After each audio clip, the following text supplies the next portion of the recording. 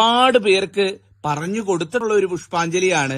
അവരത് കൃത്യമായിട്ട് ചെയ്യുകയും അവരുടെ ജീവിതത്തിൽ ഭഗവാന്റെ അനുഗ്രഹത്താൽ സകല ഐശ്വര്യങ്ങളും നേടിയെടുക്കാൻ ആഗ്രഹിച്ച കാര്യം ഏറ്റവും ഭംഗിയായി നടക്കാൻ സഹായിച്ചിട്ടുള്ള ഒരു പുഷ്പാഞ്ജലി കൂടിയാണ് ഇത് എന്ന് പറയുന്നത്.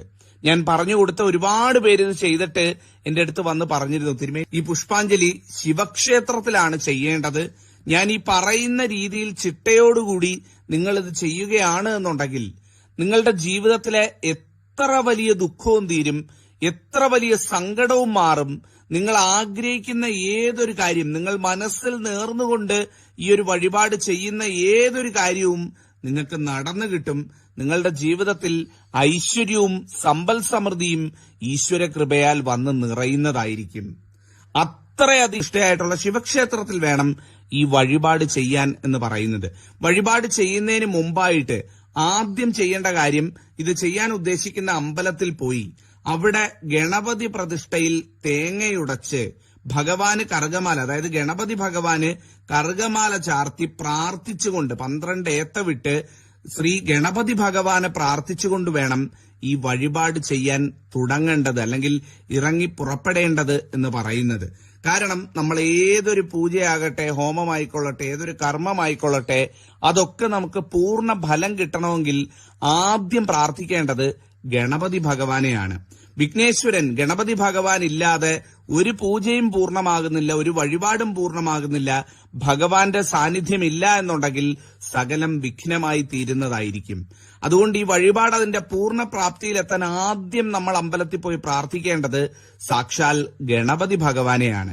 ഗണപതി ഭഗവാൻ ഒരു കറുകമാലയും വാങ്ങി കയ്യിൽ ഒരു നാളികേരവുമായിട്ട് ആ നടക്കിൽ ചെന്ന്, എവിടെയാണോ ഏത് ക്ഷേത്രത്തിലാണോ വഴിപാട് ചെയ്യുന്നത് അവിടുത്തെ ഗണപതി പ്രതിഷ്ഠയ്ക്ക് മുന്നിൽ പോയി നിന്ന് ഭഗവാനെ ഓം ഗം ഗണപതയെ നമ ചൊല്ലി പ്രാർത്ഥിച്ച് ആ തേങ്ങയുടച്ച് ഭഗവാന് കറുകമാല ചാർത്തി, തിരുമേനിയുടെ സഹായത്തോടെ കറുകമാല ചാർത്തി അത് അണിഞ്ഞുകൊണ്ട് ഭഗവാനെ കണ്ടു തൊഴുത് പ്രാർത്ഥിച്ചുകൊണ്ട് വേണം ഈ വഴിപാട് ചെയ്യാനായിട്ട് പോകാൻ എന്ന് പറയുന്നത്, ചൊല്ലുക എന്നുള്ളതാണ്.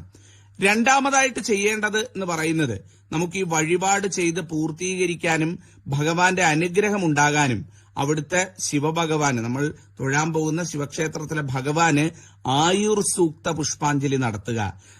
നിങ്ങളുടെ വീടിന് മൊത്തത്തിലാണ് ഈ വഴിപാട് ചെയ്യുന്നത്, വീടിന്റെ മൊത്തം ആഗ്രഹത്തിന് വേണ്ടിയാണ് എന്നുണ്ടെങ്കിൽ ഗൃഹനാഥന്റെയോ ഗൃഹനാഥയുടെയോ പേരും നാളും പറഞ്ഞു കൊടുത്ത് ആയുർ സൂക്ത പുഷ്പാഞ്ജലി നടത്തുക. ആരെങ്കിലും ഒരാളുടെ പേര് പറഞ്ഞു കൊടുത്ത്. അതല്ല, നിങ്ങളൊരു വ്യക്തി എന്നോണം നിങ്ങൾക്ക് വേണ്ടിയിട്ടാണ് ഈ വഴിപാട് ചെയ്യുന്നത് എന്നുണ്ടെങ്കിൽ നിങ്ങളുടെ പേരും നാളും പറഞ്ഞു കൊടുത്ത് ആയുർ സൂക്ത പുഷ്പാഞ്ജലി നടത്താവുന്നതാണ്. അങ്ങനെ ആദ്യം ഇത് ചെയ്ത് തുടങ്ങുന്ന ദിവസം, അതൊരു തിങ്കളാഴ്ച ദിവസം ചെയ്യുന്നതായിരിക്കും ഏറ്റവും ഉത്തമം.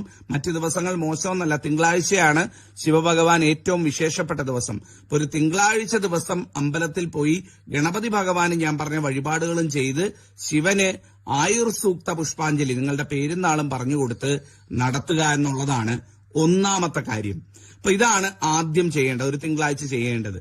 അത് കഴിഞ്ഞു വരുന്ന തിങ്കളാഴ്ച, അല്ലെങ്കിൽ ഈ ആദ്യത്തെ ആഴ്ച തിങ്കളാഴ്ച കഴിഞ്ഞു വരുന്ന പ്രദോഷ ദിവസം, ഈ 2 ദിവസങ്ങളിൽ ഏതെങ്കിലും ദിവസം വേണം നിങ്ങൾ ഞാൻ പറയുന്ന പുഷ്പാഞ്ജലി ചെയ്യാനെന്ന് പറയുന്നത്. ലോകത്തിലെ ഏറ്റവും ശക്തിയുള്ള പുഷ്പാഞ്ജലി എന്ന് ഞാൻ പറയുന്ന ഈ പുഷ്പാഞ്ജലി ചെയ്യാനെന്ന് പറയുന്നത്. അതായത് ആദ്യത്തെ ആഴ്ച ഗണപതി ഭഗവാന് വഴിപാട് ചെയ്ത് ആയുർ സൂക്ത പുഷ്പാഞ്ജലി നടത്തി വഴിപാടിലേക്ക് പ്രവേശിച്ച് പ്രാർത്ഥിച്ചു കഴിഞ്ഞാൽ പിന്നീട് വരുന്ന രണ്ടാമത്തെ, ആദ്യത്തെ ആഴ്ച കഴിഞ്ഞ് ഇത് ചെയ്ത് കഴിഞ്ഞു വരുന്ന തിങ്കളാഴ്ച, അല്ലെങ്കിൽ ഈ ചെയ്ത് കഴിഞ്ഞു വരുന്ന പ്രദോഷ നാളെന്നാണോ, കലണ്ടറിൽ നോക്കി അറിയാം പ്രദോഷം എന്നാന്നുള്ളത്. ആ പ്രദോഷ നാളിൽ അമ്പലത്തിൽ ചോദിച്ചാലും മതി. ചിലപ്പം ഈ സ്റ്റാളിലൊക്കെ എഴുതിക്കാൻ ചെല്ലുന്ന സമയത്ത് നമുക്ക് അവിടെ ചോദിച്ചാൽ അറിയാം ഈ രുദ്രസൂക്ത പുഷ്പാഞ്ജലി സ്ഥിരം നടത്തുന്നുണ്ടോ ഇല്ലയോ എന്നുള്ളത്. ചില ക്ഷേത്രങ്ങളിൽ അത് സ്ഥിരം നടത്താറില്ല. അങ്ങനെയാണെന്നുണ്ടെങ്കിൽ അവിടുത്തെ തിരുമേനിയോട് ചോദിച്ച് മുൻകൂട്ടി എനിക്ക് ഈ തീയതിയിൽ രുദ്രസൂക്ത പുഷ്പാഞ്ജലി നടത്തണമെന്ന് പറഞ്ഞു വെക്കണം. അപ്പൊ എല്ലാ അമ്പലത്തിലും എല്ലാ ദിവസവും നടത്തി തരണമല്ലോ. അതുകൊണ്ടാണ് മുൻകൂട്ടി ഇത് നമ്മൾ ചെയ്യാൻ ഉദ്ദേശിക്കുമ്പോൾ തന്നെ പറഞ്ഞു വെക്കണം. പറഞ്ഞു വെച്ചുകൊണ്ട് ആ രണ്ടാമത്തെ ആഴ്ച ചെല്ലുമ്പം രുദ്രസൂക്ത പുഷ്പാഞ്ജലി നടത്തുക. രുദ്രസൂക്ത പുഷ്പാഞ്ജലി നടത്തുന്നതിനോടൊപ്പം ഒരു കൂവളമാല കൂടി ഭഗവാന് സമർപ്പിക്കുക. നമ്മളുടെ ജീവിതത്തിലെ സകല ദുഃഖ നിവാരണത്തിനും കാര്യവിജയത്തിനും കാര്യസിദ്ധിക്കും ഐശ്വര്യത്തിനും സമ്പൽ സമൃദ്ധിക്കുമെല്ലാം തന്നെ ഞാൻ ഈ പറഞ്ഞ രീതിയിൽ നിങ്ങൾ രുദ്രസൂക്ത പുഷ്പാഞ്ജലി നടത്തുകയാണ് എന്നുണ്ടെങ്കിൽ അതെല്ലാം മംഗളമായി കിട്ടും. ആ രുദ്രസൂക്ത പുഷ്പാഞ്ജലി നടത്തുന്ന ദിവസം ഭഗവാന് അവിടുത്തെ അമ്പല സ്റ്റാളിൽ നിന്ന് ഒരു കൂവളമാല കൂടി വാങ്ങിച്ചാർത്തി അല്ലെങ്കിൽ കൂവളമാല കൂടി നൽകി സമർപ്പിച്ച് പ്രാർത്ഥിക്കുക എന്നുള്ളതാണ്. ഓം നമഃശിവായ.